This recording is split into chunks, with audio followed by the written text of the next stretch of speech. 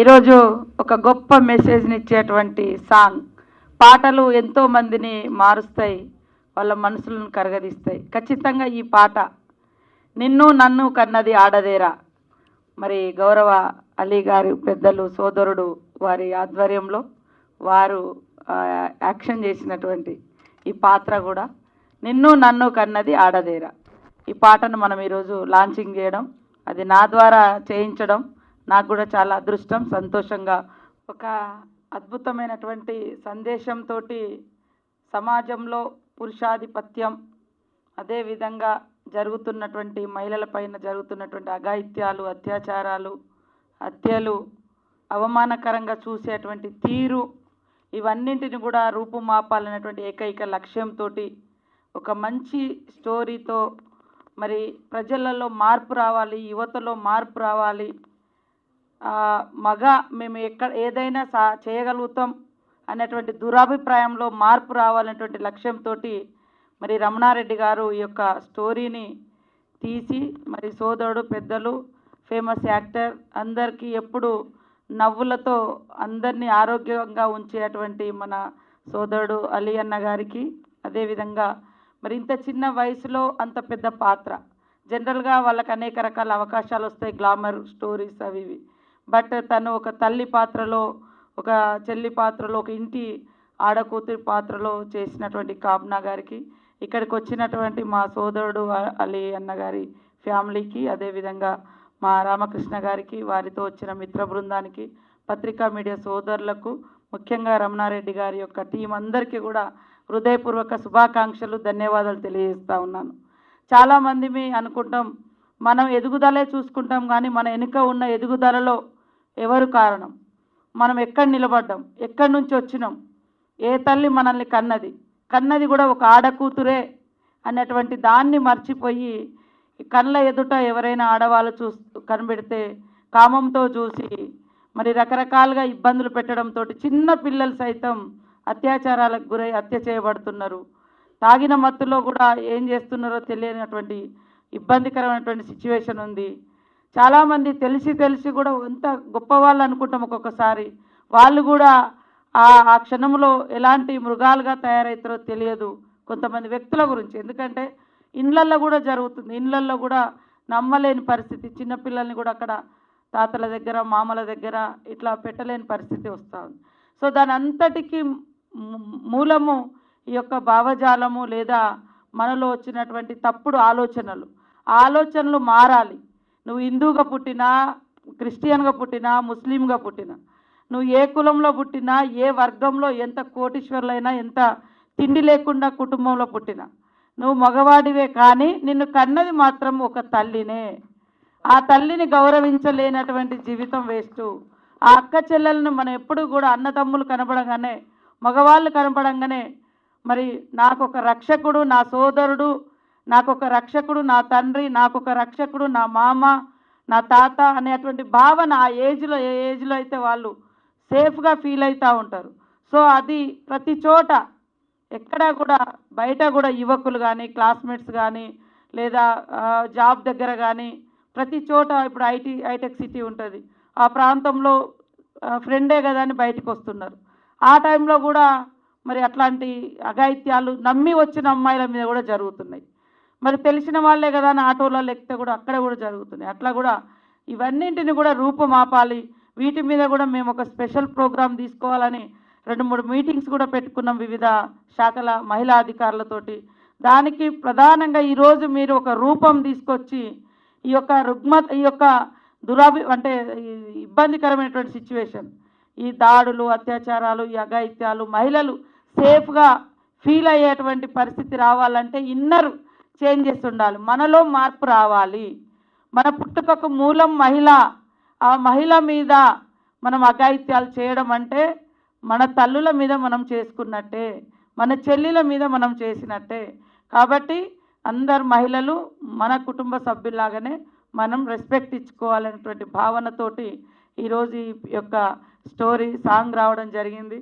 దాంట్లో ఇంకొకటి కూడా ఉంది, బయట ఎక్కడో మీరు తప్పు చేస్తారు, కానీ కుటుంబ సభ్యులు తలెత్తుకోలేకపోతుంటారు. చుట్టుపక్కల వాళ్ళు వచ్చి వాళ్ళకు పాపం ఏం నేరం సంబంధం లేదు, కానీ భార్యనో చెల్లెనో మీ అమ్మనో మరి ఆగ్రహంతో ఇతరుల దాడులకు గురయ్యేటువంటి పరిస్థితి. మనం అనుకుంటాం తప్పు చేసేటప్పుడు ఇది ఎవరికో కదా జరిగింది, నా కుటుంబం సేఫ్ అని అనుకుంటాం. కానీ ఒకానొక దశలో నీ బిడ్డనో నీ కూతురు నీ చెల్లెనో కూడా అలాంటి అఘాయిత్యానికి బలయ్యే పరిస్థితి ఉంటుంది. సేమ్ టైంలో సమాజంలో మరి నీకు అవమానం జరుగుతుంది, నిన్ను కన్నందుకు నిన్ను భరిస్తున్నందుకు నీ తోడబుట్టినగా పుట్టినందుకు కూడా మీ అక్క చెల్లెలు అమ్మ చెల్లి భార్య వాళ్ళు కూడా సమాజంలో తలెత్తుకోలేని పరిస్థితి వస్తుంది. సో ఇలాంటి మంచి కథను మన స్టోరీని ఈరోజు సాంగ్ రూపంలో తీసుకురావడం జరిగింది. కాబట్టి మేము అంటే ఈ సాంగ్స్ అనేది చాలా పెనుమార్పులను తీసుకొస్తుంది మనిషిలో. అది ఈరోజు మీరు దాన్ని పట్టి ఆ సాంగ్ రూపంలో తీసుకొచ్చారు, చాలా సంతోషం. ఎందుకంటే ఉద్యమాలలో కానీ లేదా మనిషి కథలో కానీ లేకుంటే రకరకాల దగ్గర సాంగ్స్ చాలా ఇన్స్పిరేషన్గా ఉంటాయి. మార్పుకు నాంది ఒక పాటను భావోద్వేగానికి గురి చేస్తుంది, మన యొక్క భావజాలానికి కూడా మార్చి ఒక మంచి పాట అయితే మంచి దారిలో నడిపిస్తుంది. కాబట్టి ఈరోజు ఇది గొప్ప మహిళలకు ఒక భరోసానిచ్చేటువంటి సాంగు. అదేవిధంగా దుష్ట అభిప్రాయంతో దురాభిప్రాయంతో ఉన్నటువంటి వాళ్లకు ఇది మార్పును తీసుకొచ్చేందుకు ఉపయోగపడే సాంగు. కాబట్టి ఇలాంటి సాంగ్స్ ఇలాంటి స్టోరీస్ ఇంకా రావాలి. ఇది అందరూ కూడా షేర్ చేయాలి, ప్రతి ఒక్కరి సెల్ ఫోన్లోకి వెళ్ళాలి, ప్రతి సినిమా థియేటర్లో కానీ అదేవిధంగా న్యూస్ ఛానల్స్లో కానీ ఇది ఖచ్చితంగా ప్లే చేయండి. మన ద్వారా కనీసం 10% ఆలోచన అయిన దురభిప్రాయం దుష్టాభిప్రాయం ఆడవాళ్ళ మీద అఘాయిత్యం చేసే దుర్మార్గపు అభిప్రాయాలు ఏమైనా ఉంటే ఖచ్చితంగా మారితే కనీసం 10% వాళ్ళైనా మారితే చాలా సంతోషాన్ని వ్యక్తం చేస్తూ ఈ టీంకు రమణారెడ్డి గారికి అలియన్న గారికి కామ్నా గారికి మరి మీ టీం అందరికి కూడా ప్రత్యేకంగా శుభాకాంక్షలు. వచ్చే సంక్రాంతిలో కూడా ప్రతి ఒక్క మహిళ మరి ఇంట్లో ముంగట ముగ్గులు వేస్తూ ఉంటారు. ఖచ్చితంగా ఈ పాట వింటూ మహిళలు భరోసాగా ముగ్గులు వేసుకోవచ్చు. అదేవిధంగా మా తమ్ముళ్ళు అన్నలు అందరూ కూడా ఈ సంక్రాంతి నుంచి ఈ పాట ద్వారా మనలో మార్పుకు నాంది కావాలని ఈ సందర్భంగా కోరుకుంటూ అందరికీ అడ్వాన్స్ హ్యాపీ సంక్రాంతి. అమ్మా ఒక్క నిమిషం సీతక్క గారు. మేడం ఇది ఇంత మంచి సాంగ్ నిజంగానే ఒక స్టార్ చేయాలంటే నిజంగా ఎంతో ఖర్చు అవుతుంది. గవర్నమెంట్ కూడా ఇనిషియేషన్ తీసుకుని చేస్తే చాలా ఖర్చు అవుతుంది. వీళ్ళందరూ చాలా ఒక మహిళ మీద గౌరవంతో అమ్మ మీద రెస్పెక్ట్తోని ఒక ఆడపిల్లని మనం కాపాడుకుందాం అనే ఒక ఉద్దేశంతో చేసినందుకు మీరు వచ్చి మీరంతా అప్రిషియేట్ చేసినందుకు చాలా థ్యాంక్స్. ఎందుకంటే చాలా మందికి వెళ్ళాలి, ఇది ఒక మీడియా పరంగా కూడా వెళ్ళాలి. అట్ ద సేమ్ టైం ఇది తెలంగాణ గవర్నమెంట్ నుంచి మనం కూడా ఏదన్నా మనం సర్క్యులేట్ చేయగలమా, ఏదంటే ఒక మంచి విషయం కాబట్టి మీరు మినిస్టర్ హోదాలో ఉన్నారు కాబట్టి మీ వంతుగా మీరేం చేయగలరు మేడం?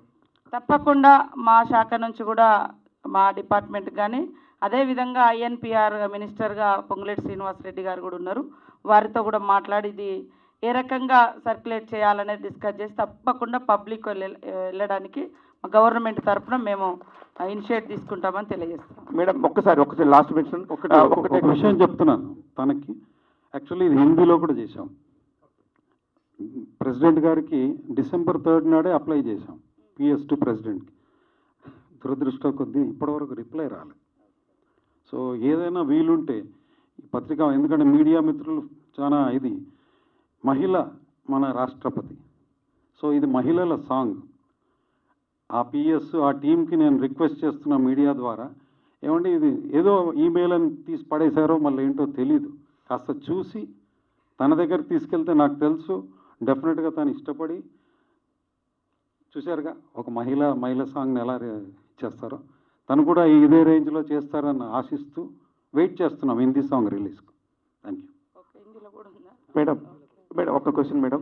ఖచ్చితంగా ధూమపానం మద్యపానం నిషేధించండి అని చెప్పి మనం ఒక డిస్క్లైమర్ వేస్తున్నట్టుగానే దీన్ని కూడా ఖచ్చితంగా ఎక్కడైనా చేస్తే కరెక్ట్గా ఉంటుందేమోనని నా అభిప్రాయం. నాకు కూడా అలాంటి అభిప్రాయమే ఉంది. బట్ నేను కూడా తప్పకుండా మా సీఎం గారితో లేకుంటే ఐఎన్పిఆర్ మినిస్టర్ గారితో డిస్కస్ చేసి తొందరలోనే మీకు మళ్ళీ రిప్లై ఇస్తాను తెలియజేస్తాను.